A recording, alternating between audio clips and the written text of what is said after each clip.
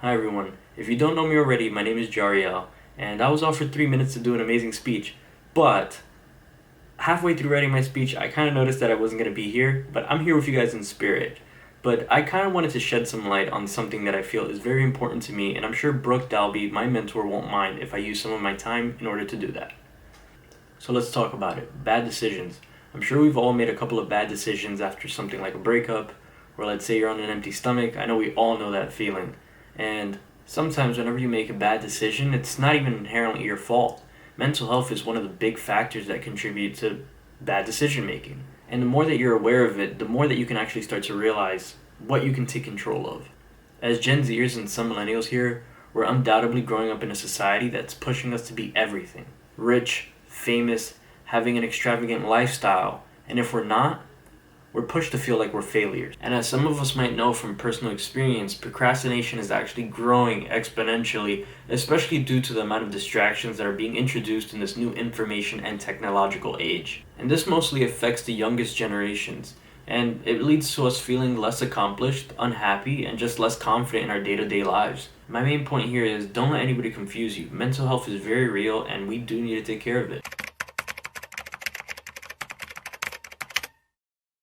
Moderation and balance are keys here, so don't be afraid to live a no regrets, happy, fulfilling life if the professional life becomes a little bit too much in the moment. And an example of that is if you've been planning a vacation for over a year now and you still haven't taken it, maybe it's time to get to planning.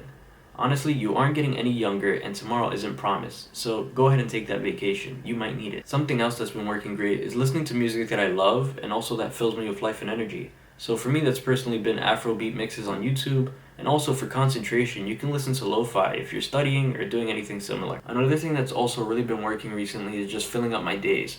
So over a year ago, I started up jiu-jitsu, and I've met so many amazing people there. And then also more recently, I started up salsa classes, and that's also really been great too. At first, I was shy, but getting out of my comfort zone was one of the best things I've done. And let's just say on one of these days, I might have a bad morning.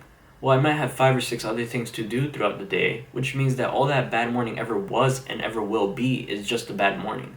It won't affect the rest of my day, and maybe at the end of the day I might look back and say, hey, that was a good day despite the morning not being great. But your days can't be great if you're not surrounded around the right people. People that want to see you succeed, people that want to see you do well. That's what I mean. And also, we've all heard this same saying over and over again. If we had $1 for each time we've heard this, we might be rich. If you're hanging around 5 clowns, you're gonna be the 6th one. And then there's simple things like eating a balanced diet that'll make you feel a whole lot better, both mentally and physically. Plus, a little spinach doesn't hurt at all. Then when it comes to grooming and looking nice, you wanna make sure that you feel confident in the way that you look and feel 95% of the time when you go outside.